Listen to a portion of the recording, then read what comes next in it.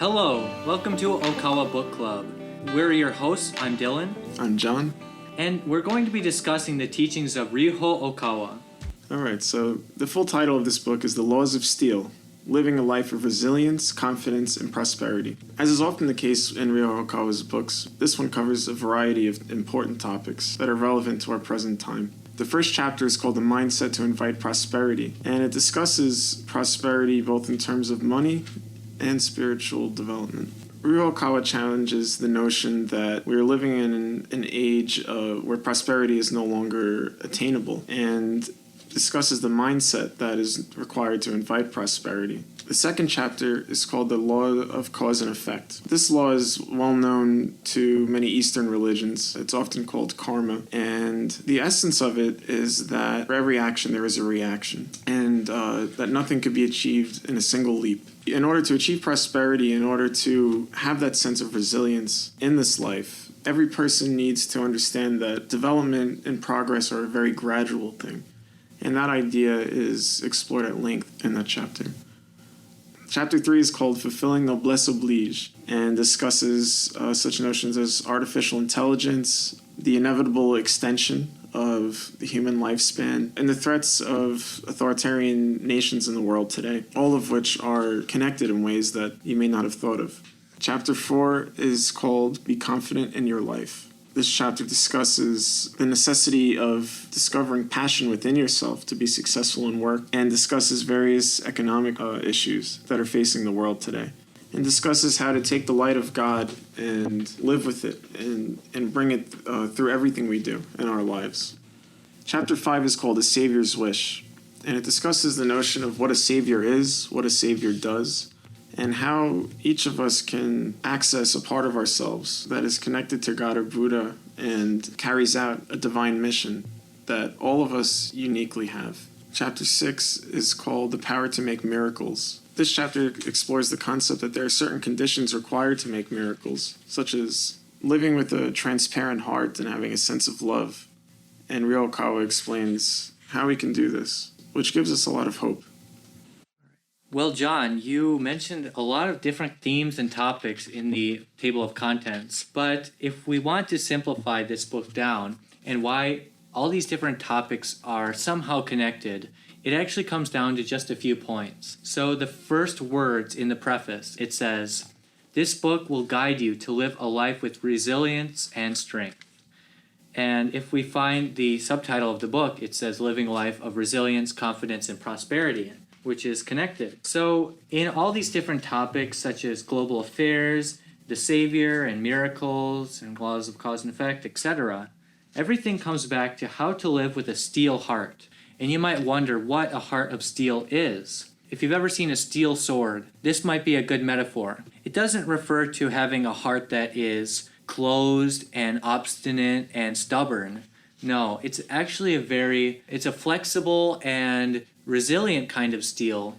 In other words, it's preparing ourselves to live in tough times by not giving in to our circumstances, but working through our circumstances in the best possible way. And to be honest, this book was actually created for the mindset we should have as human beings in this year 2020. The author, Ryuho Okawa, he chose the title and the theme before 2020 began. He knew that this year was going to be a tough year for human beings. He knew that the world was going to have lots of obstacles this year. But he wrote this book to prepare us for this tough year. And if you've ever heard of the fable of Pandora's box, you might have thought that 2020 is something similar to that story. And actually, it's quite true. But to give you some reassurance, the merit at the end of that story is when everything escaped from Pandora's box, one thing remained. That was hope.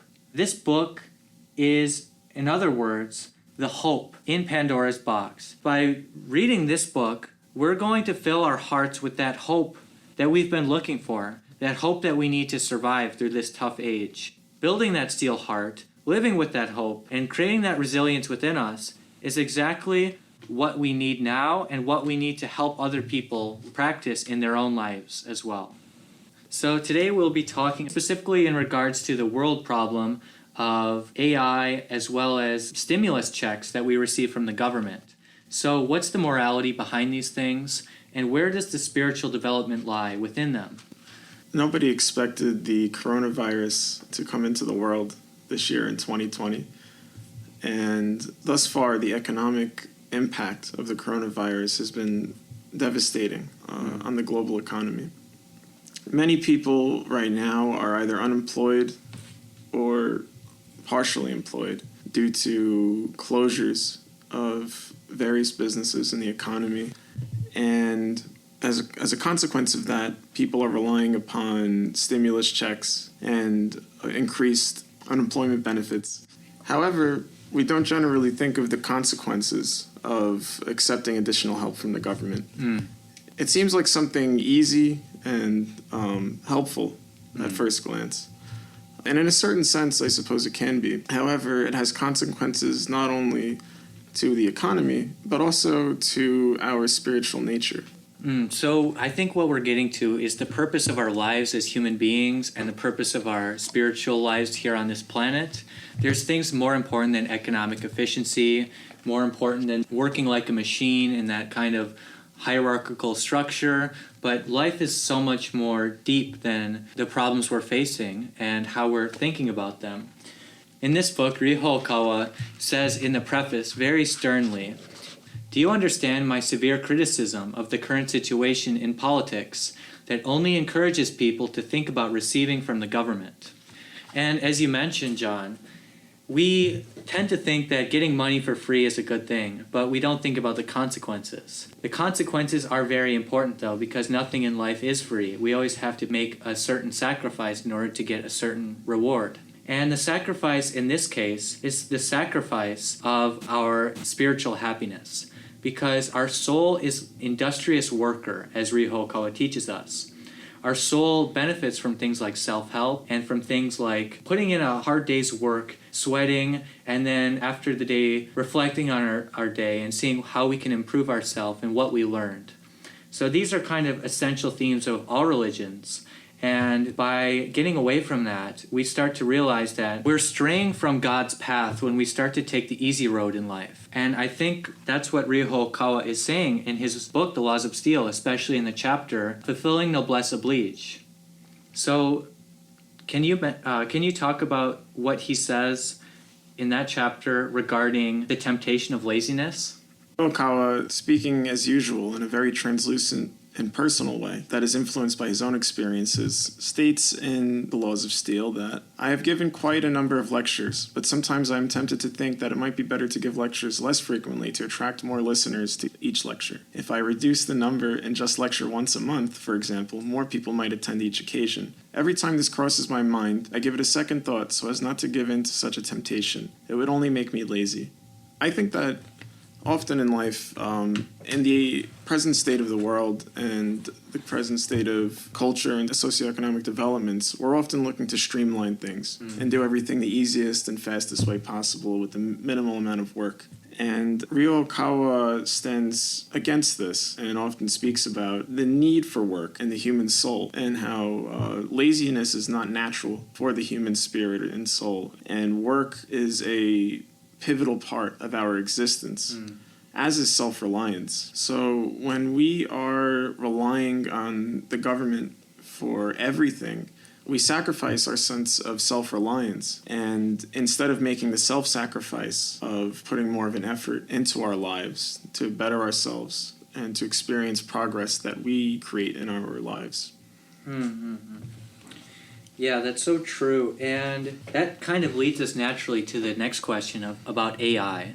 So artificial intelligence is something that has gotten a lot of traction in recent years. And people have taken their positions. Some are very for it, some are very against it. And Ryuho Okawa, he talks about both sides in this book. He says that regarding AI, I'll quote from page 96, "There is a positive side to this. In a simple way, it could help to reduce the number of employees and keep operational costs down, thereby stabilizing the company management. But seen from the opposite angle, this could inevitably lead to a drop in simple labor employment. Peering behind the government's intention in encouraging people to increase their number of holidays, it could also be interpreted that people should work only about half of the year and instead increase temporary employment. Later in this book, he discusses other areas such as management, sales, human creativity, and the religious field, which will not be taken over by AI no matter how much it progresses. So Ryuho Okawa, he's offering a little bit of a different perspective than the modern day engineer and the modern day scientist. And what he's doing is showing that AIs will always have their limit because they'll never be able to replicate the human heart or the human emotion completely. They might try, but they'll never be able to reach a state as developed as human beings who are created by God or Buddha and have the divine nature within them. And this is an essential point of all of his teachings that he's given. Human beings are not robots and they're not material. They have souls in them. And the essence of the human soul is the original nature as a child of God or Buddha. And knowing that fact is enough to know why human rights need to exist in politics and why human beings have value in the field of law. It is because human beings themselves have something deep intrinsically within themselves that is eternal. It is something that never diminishes. No matter if we think about things from an economic, political, or worldly perspective, something transcends.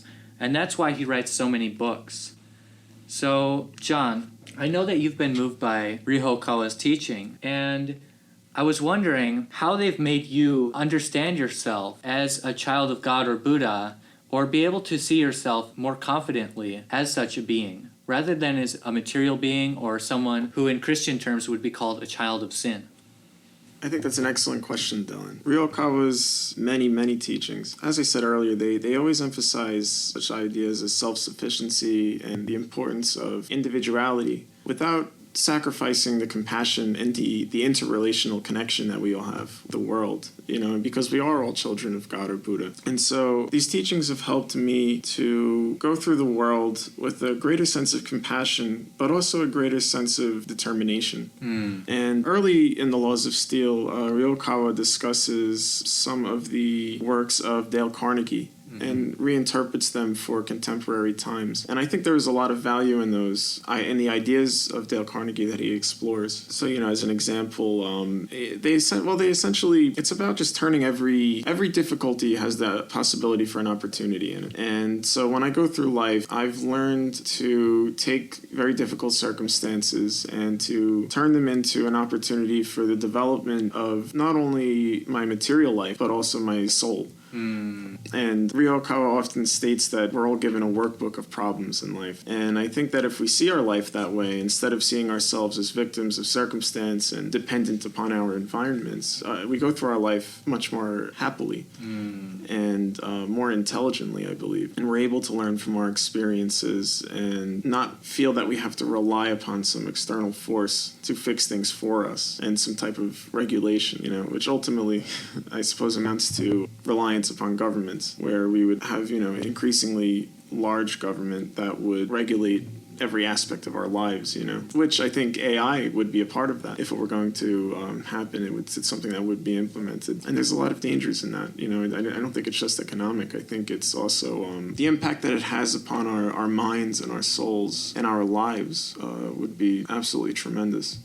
So, as we found in this book, macro-scale problems like big governments, AI, and the relations between the free world and the communistic world. And we are seeing a kind of perspective, not from the eyes of a human being, but from someone who's seeing the world from a higher perspective. And I think what Ryuho Okawa offers in his works and all of his great books is this chance for us to see the world from much higher eyes, from a much higher perspective. And we'll find our minds being expanded, and we'll find ourselves being able to understand the world's problems much more clearly and simply. So I strongly recommend you to go to okawabooks.com. That's OKAWABOOKS.com, and find the Laws of Steel on that website. And search around, you'll find so many more works that will inspire you and help you reach your fullest potential as a human being. Thank you so much for joining us today for Okawa Book Club. We hope you tune in for next week, where we'll be talking about The Real Exorcist. In these trying times, stay happy, healthy, and positive.